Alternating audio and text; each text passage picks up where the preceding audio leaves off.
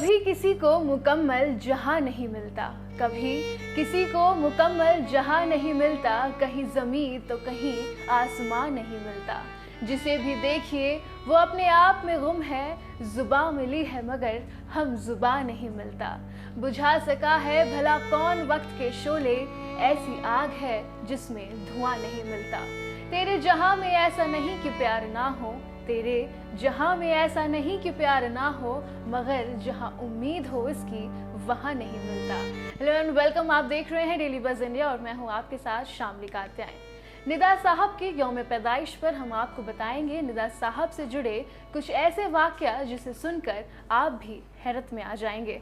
निदा फाजली उर्दू और हिंदी के ऐसे अदीब, शायर, गीतकार, मुकालमी के मुसन्निफ और सहाफ़ी थे जिन्होंने उर्दू शायरी को एक ऐसा लबो लहजा और शैली दी जिसको उर्दू अदब के बड़े से बड़े शायर ने उनसे पहले हमदर्दी के लायक नहीं समझा। उनकी शायरी में उर्दू का नया शेरी मुहावरा वजूद में आया जिसने नई पीढ़ी को मुतासिर किया। निदा फाजली का जन्म 12 अक्टूबर 1938 को दिल्ली में हुआ। निदा साहब का असल नाम मुक्तदा हसन निदा है। भारत विभाजन के समय फाजली का सारा परिवार पाकिस्तान में चला गया, लेकिन फाजली ने भारत में ही बसे रहने का फैसला लिया। उनके नाम में निदा स्वर को खा जाता है और फाजिला कश्मीर के एक इलाके का नाम है जहां से निदा के पुरखे दिल्ली आ गए थे और निदा साहब ने अपने नाम में फाजली उपनाम में जोड़ लिया। अपने सपनों को सच की जमीन देने के लिए 1964 में वो मुंबई आ गए। एक दशक से भी ज्यादा तक मुंबई में जद्दोजहद करने के बाद 1980 में आई फिल्म आप तो ऐसे ना थे में निदा साहब ने गीत लिखा तो इस तरह से मेरी जिंदगी में शामिल है, जिसे खूब मकबूलियत मिली। अब निदा फाजली कुछ हद तक गीतकार के रूप में मुंबई की माया नगरी में अपनी पहचान बनाने में सफल हो गए थे।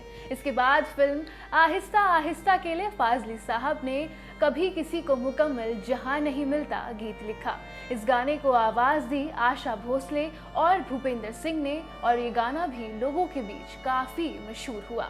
वैसे तो निदा साहब का हिंदी फिल्मों के लिए गाने लिखने के शुरुआती सफर की कहानी बड़ी मजेदार है। दरअसल हुआ यूं कि फिल्म प्रोड्यूसर, निर्देशक, लेखक कमाल अमरोही उन दिनों फिल्म रजिया सुल्तान बना रहे थे जिसके गीत जानिसार अख्तर लिख रहे थे और उनका अचानक निधन हो गया। जानिसार अख्तर ग्वालियर से ही थे और निदा के लेखन के बारे में जानकारी रखते थे। इस बात की जानकारी उन्होंने 100% शुद्ध उर्दू बोलने वाले कमाल अमरोही को बताया था। तब कमाल अमरोही ने उनसे राब्ता किया और उन्हें फिल्म के वो शेष रहे 2 गाने लिखने को कहा जो कि उन्होंने लिखे। इसके बाद उन्होंने फिल्मों के लिए गीत लिखना शुरू किया। निदा साहब के लिखे हुए कुछ मशहूर हिंदी गाने थे आ भी जा, कुछ इस तरह से मेरी जिंदगी में, और साथ ही साथ लिखा होश वालों को खबर क्या, बेखुदी क्या चीज है। निदा साहब के अजीज दोस्त बड़े आम लोग थे, लिहाजा वो उनसे उनकी ही ज़बान में गुफ्तगू करते हुए बड़े ही साहिराना अंदाज से दिल में उतर जाया करते थे। वैसे तो अपनी शायरी के बारे में निदा साहब का कहना था, मेरी शायरी न सिर्फ अदब और उसके कैरिन के रिश्ते को ज़रूरी मानती है, बल्कि मेरी शायरी बंद कमरों से बाहर निकलकर चलती फिरती ज़िंदगी के साथ चलती है।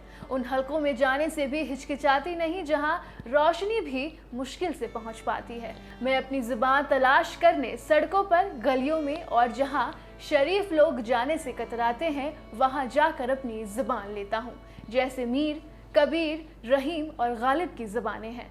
मेरी ज़ुबान न चेहरे पर दाढ़ी के बाल बढ़ाती है और ना पेशानी पर शिकन लाती है। निदा साहब के जन्मदिन पर हमें कमेंट कर बताएं कि आपको निदा साहब का लिखा कौन सा गीत या कौन सा शेर आपको पसंद है। और जाने से पहले इस वीडियो को लाइक, शेयर और हमारे चैनल को सब्सक्राइब करना मत भूलिएगा।